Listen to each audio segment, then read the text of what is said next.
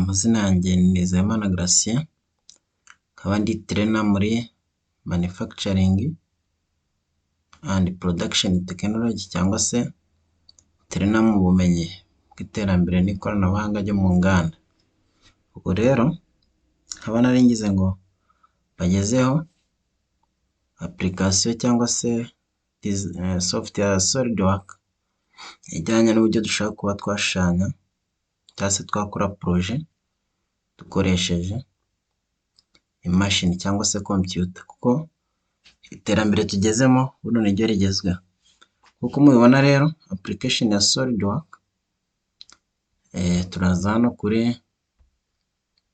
tuza kuri desktop, murabona ko dufite amafoto atandukanye.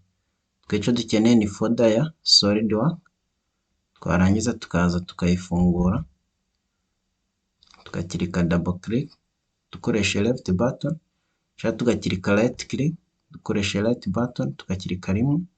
Imaze gufunguka gutya turaza hano cancel, then tukaza yes. Kuko mubibona hano rero imaze gufunguka, hano turabona screen. So hano murabona nkoresha Solidwork version na 13, ariko hari izindi version zitandukanye, ubwo biterwa na version uri gukoresha. Hano iyo tumaze kubona screen turaza tugafungura hano hejuru kuri file new.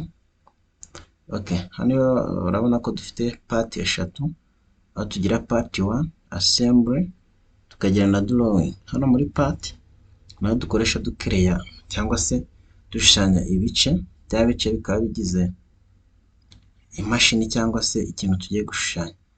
Bangwa hano muri part, urugero tugiye gushushanya nk'imodoka, haba harimo ipine, wheel, kaza vehicle body, kiriya kizu cy'imodoka, kazamo za shaft cyangwa se hakazamo engine. Urumva tuyishushanyiriza hano muri part. Nayo tugeze hano muri assembly, naho dushaka kuba twahuza za pariti twamaze gushushanya, tukaza kuzihuza zikaza kubyara component cyangwa se ikintu kimwe. Hano muri drawing ho naho tuza gushushanya, tukaba dushaka kuba twashushanya bya bintu twashushanyije muri assembly cyangwa se muri part. Drawing bitwereka kuri title block, aho batwereka designer wabishushanyije, ikatwereka na bill of quantity cyangwa se materiel tuzakenera n'ibiciro by'izo materiel. So naho twebwe hano tuza guhitamo part iyo imaze gufunguka, murabona ko ifite ibice bitandukanye. So ibi bice biri hano, iyi screen yacu ya Solidwork bigizwe n'ibice bitandatu by'ingenzi. Aho tubona igice cyo hejuru cyo twita toolbar, igice gikurikira hano tukacita command manager, aricyo cyaje kiraza hano ku side. Tukaza tukagira icyo twita task tree cyangwa se feature command, nizo tubona hano ku iki gice. Tukagira icyo twita task pan, icyo kiba hano, icyo dusangamo za library, ari yaje hano hasi, nubwo biterwa na version dukoresha. Tukagira n'iki twita user command, iki gice kiri hano. Tukagira na interface user cyangwa se graphic user, ari iri hano, nayo turaza tuyibona. Ubwo rero mu gice gikurikira turaza kubona ubusobanuro bw'ibi bice biri hano, nuko twagenda tubikoresha, kuko bigenda bitandukana bitewe n'aho bikora.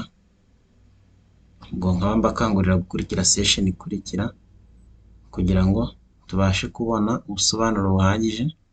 Kandi iyi soft igomba kudufasha kumenya neza cyangwa se gusobanukirwa mu Kinyarwanda cyangwa se mu rurimi rwacu uburyo ki dushobora kuba twakora amaprojet, bikadufasha neza no kuba abanyeshuri babisobanukirwa. Murakoze, ubwo na session ikurikira. Nkaba bakangurira gukora subscribe, like and share